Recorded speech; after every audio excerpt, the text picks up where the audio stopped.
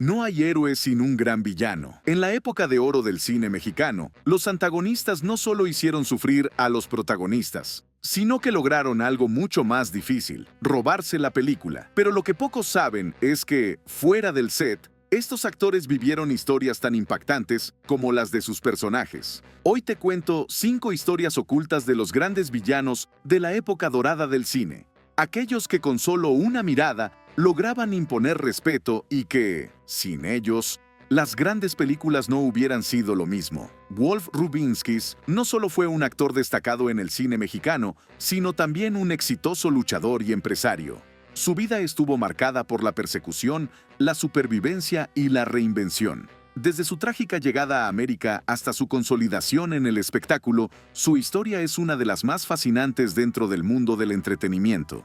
Nacido en Letonia en 1921, Wolf Rubinsky tuvo una infancia difícil. Durante la Segunda Guerra Mundial, su familia fue perseguida, lo que los obligó a abandonar su país y buscar refugio en América del Sur. La travesía fue devastadora. Su padre no resistió el viaje y falleció antes de llegar a Argentina. Al llegar, la situación no mejoró. Sin dinero, sin conocer el idioma y en un país completamente ajeno, Wolf, su madre y su hermano tuvieron que sobrevivir gracias a la caridad. Esta etapa de su vida lo forjó como un hombre fuerte y determinado, dispuesto a hacer lo que fuera necesario para salir adelante. En 1946, Wolf llegó a México con la intención de viajar a Estados Unidos, pero las cosas no salieron como esperaba. Sin recursos para continuar su camino, se vio obligado a buscar trabajo, terminando como cargador en el mercado de la Merced, en la Ciudad de México. Fue ahí donde ocurrió el giro inesperado que cambiaría su destino. Un día, tras verse involucrado en una pelea, fue atendido por el doctor Bolaños, quien notó su impresionante físico y corpulencia.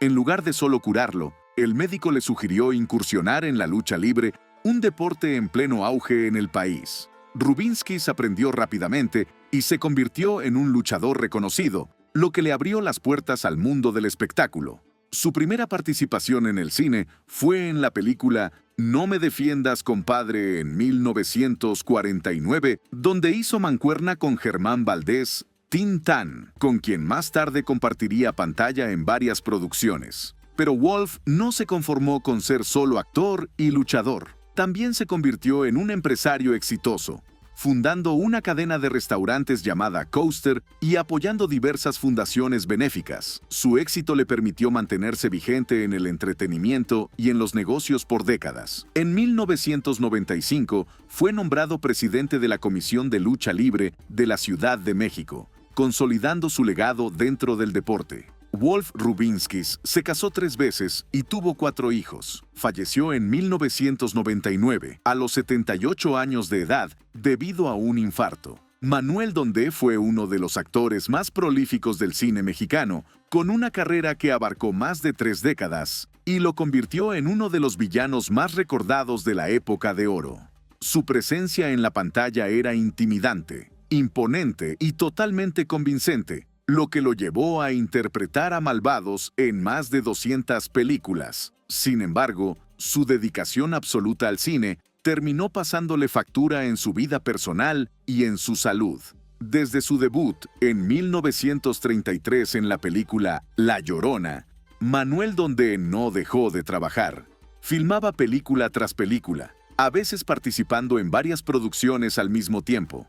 Su compromiso con el cine era tal que, en más de 50 producciones, encarnó a villanos y justicieros sin apenas tomarse un respiro. A pesar de que su carrera estuvo llena de papeles secundarios, su impacto en la pantalla era tan fuerte que se robaba la atención en cada escena. Esto lo convirtió en uno de los actores favoritos del director Emilio "El Indio" Fernández, quien lo incluyó en numerosas películas que hoy son consideradas clásicos del cine mexicano.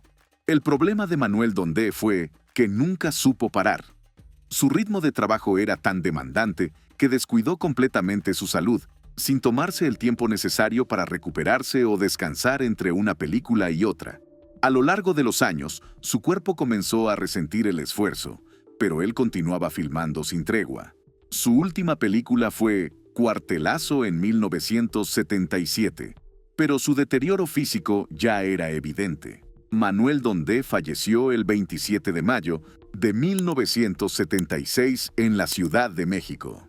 Tenía 69 años y había pasado casi toda su vida en los sets de filmación. A pesar de su partida, su legado quedó marcado en la historia del cine mexicano. Fue un actor que, sin importar que sus papeles fueran secundarios, logró convertir cada escena en la que aparecía en algo memorable. Su entrega absoluta al cine lo convirtió en una leyenda, pero también fue su mayor sacrificio. Pero si hablamos de villanos que lograban intimidar con solo una mirada, hay un nombre que no puede faltar. Su sola presencia en pantalla causaba escalofríos, y lo más curioso es que la gente le temía también fuera del set. Carlos López Moctezuma fue uno de los grandes actores del cine mexicano, famoso por interpretar a los villanos más autoritarios, despiadados y fríos de la época. Su mirada penetrante y su porte elegante lo convirtieron en el enemigo perfecto de las grandes historias del cine de oro. Pero lo que pocos saben es que su éxito en la pantalla tenía consecuencias en su vida personal, pues mucha gente llegó a temerle en la vida real. A diferencia de otros actores que podían desligarse de sus personajes cuando las cámaras se apagaban, Carlos tenía un problema. Su presencia en pantalla era tan fuerte y sus interpretaciones tan convincentes que muchas personas realmente creían que era tan despiadado como los papeles que interpretaba. No era raro que, al verlo en la calle, la gente se asustara, evitara cruzarse con él o incluso saliera corriendo.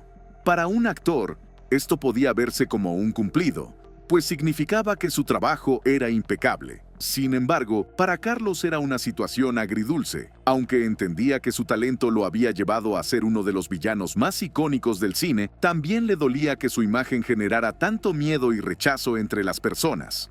El reconocimiento que Carlos López Moctezuma recibía no solo venía del público, sino también de la crítica cinematográfica. En muchas ocasiones, su actuación superaba incluso la de los protagonistas de las películas en las que participaba, robándose la atención y los aplausos. Esto no pasó desapercibido entre sus compañeros, y no faltaban aquellos que sentían celos o envidia al ver que, a pesar de ser el villano, Carlos terminaba llevándose los elogios y las mejores críticas. Algunos actores principales no estaban contentos con que el antagonista fuera más memorable que ellos, y esto generó cierta tensión en algunas producciones. A pesar de estos problemas, Carlos nunca se dejó afectar por los rumores o los comentarios negativos. Sabía que su trabajo hablaba por sí solo y que su papel como villano era fundamental para que las historias fueran impactantes. Con más de 200 películas en su trayectoria, dejó un legado en el cine mexicano difícil de igualar. Lo más curioso de Carlos López Moctezuma es que, a pesar de haber interpretado a los villanos más temibles del cine mexicano, en la vida real era completamente diferente. Sus amigos, colegas y familiares siempre lo describieron como un hombre amable, cariñoso y educado, que no tenía nada que ver con los personajes crueles que encarnaba en la pantalla grande. Su vida privada estuvo libre de escándalos o polémicas, algo raro en la industria del entretenimiento. Junto a su esposa Josefina Escobedo, con quien tuvo 2 hijos, llevó una vida discreta y alejada del drama. Sin embargo, su salud se fue deteriorando con el tiempo debido al intenso ritmo de trabajo que mantuvo durante años. En 1980, a los 70 años de edad, falleció a causa de un infarto, dejando un vacío en la industria cinematográfica. En 2015, su hijo donó a la Filmoteca de la UNAM una gran cantidad de material relacionado con su carrera, consolidando así su legado como uno de los actores más importantes del cine mexicano. Miguel Inclán era un maestro en la pantalla cuando se trataba de interpretar a los más despiadados villanos del cine mexicano. Su mirada severa y su presencia imponente lo convirtieron en uno de los antagonistas más temidos y respetados de la época de oro del cine. Pero fuera del set, Miguel era un hombre con convicciones firmes, y eso lo llevó a protagonizar una de las controversias más sonadas en el gremio artístico. Después de una exitosa carrera con casi 80 películas, Inclán decidió retirarse del mundo del espectáculo y mudarse a Tijuana, donde aceptó un cargo como representante delegado de la Asociación Nacional de Actores, ANEDA. Pero su nuevo rol no sería tranquilo. Pronto se dio cuenta de que en los centros nocturnos de la ciudad Se estaban llevando a cabo actos que él consideraba indecentes y totalmente inaceptables para la imagen del gremio actoral. Fiel a sus principios, Miguel no se quedó callado y empezó a organizar movimientos para denunciar y erradicar estas prácticas. No solo se enfrentó a los dueños de estos establecimientos, sino que también utilizó a la prensa para presionarlos. Su campaña fue tomando fuerza, y los actores y bailarines que estaban de su lado comenzaron una huelga con el objetivo de lograr un cambio real en la industria del entretenimiento en Tijuana. Cuando todo parecía indicar que Miguel Inclán estaba a punto de lograr su cometido, llegó un golpe inesperado. El actor Víctor Parra, reconocido por su propio historial como villano en el cine, intervino en las negociaciones y llegó a un acuerdo con los dueños de los centros nocturnos. Pero este trato favorecía más a los empresarios y mantenía las mismas prácticas contra las que Inclán estaba luchando. Esta traición lo dejó decepcionado y sin fuerzas para seguir peleando. Desilusionado, Miguel decidió retirarse por completo de la anda y alejarse de la vida pública. Junto a su esposa, Enriqueta Reza, y su hijo, Miguel Inclán Jr., comenzó a dar clases particulares de actuación, pero por poco tiempo, ya que su salud empezó a deteriorarse. El 25 de julio de 1956, a los 58 años de edad, Miguel Inclán falleció a causa de problemas cardíacos. Su muerte estuvo rodeada de rumores y teorías, pues algunos aseguraban que había sido asesinado por los locatarios que se vieron afectados por su lucha. Sin embargo, su esposa desmintió estas versiones, afirmando que ella estuvo presente en sus últimos momentos y que su fallecimiento fue por causas naturales. Víctor Parra, mejor conocido como El Suavecito, fue un actor que supo darle un giro único a los villanos del cine mexicano. A diferencia de los malvados, implacables y crueles de la época, él representaba al villano galán, un tipo seductor que engañaba y manipulaba con su encanto. Su éxito en este tipo de papeles lo llevó a consolidarse como una de las figuras más importantes de la pantalla grande. Sin embargo, fuera del cine, su nombre quedó marcado en una de las controversias más sonadas dentro del gremio actoral. A finales de su carrera, Víctor Parra estuvo involucrado en un fuerte conflicto dentro de la Asociación Nacional de Actores, ANDA, el mismo que terminó con la renuncia y el retiro de Miguel Inclán. Todo comenzó cuando Inclán, quien había sido designado como delegado en Tijuana, inició una lucha contra las prácticas que consideraba inaceptables dentro de los centros nocturnos de la ciudad. Inclán logró reunir a un grupo de actores y bailarines que apoyaban su causa e incluso organizó una huelga para presionar a los empresarios a cambiar la forma en que operaban estos establecimientos. Durante un tiempo, parecía que su esfuerzo daría frutos, pero entonces apareció Víctor Parra. Parra, quien en ese momento tenía una gran influencia dentro del gremio, decidió intervenir en las negociaciones con los dueños de los centros nocturnos. Pero su participación no fue para respaldar la lucha de Inclán, sino todo lo contrario.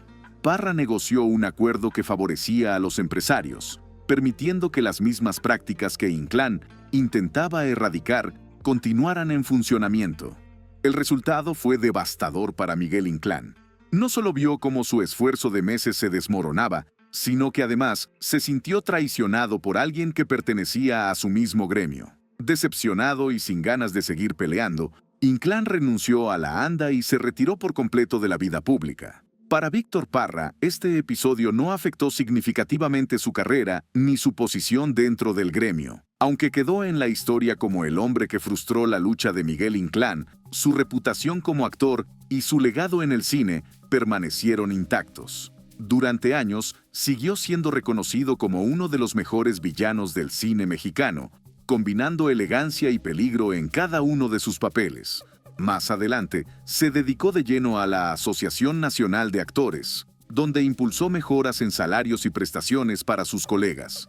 Parra falleció en 1994, a los 78 años de edad, dejando atrás una carrera de más de 50 películas. A pesar de sus logros en el cine y en el ámbito sindical, su nombre siempre estará ligado a la controversia de Tijuana, donde fue visto por muchos como el hombre que traicionó la causa de Miguel Inclán en favor de los empresarios. Los villanos de la época de oro del cine mexicano no solo quedaron en la memoria por sus miradas frías y sus actuaciones impecables, sino por las historias que vivieron fuera de la pantalla. Algunos fueron víctimas de su propio talento, otros se convirtieron en activistas, e incluso hubo quienes terminaron traicionados por sus propios colegas. Pero si creíste que con esto lo sabes todo, espera a ver las historias que traemos en nuestro próximo video. ¿Cuál de estas historias te impactó más? Déjalo en los comentarios y no olvides suscribirte para más contenido como este.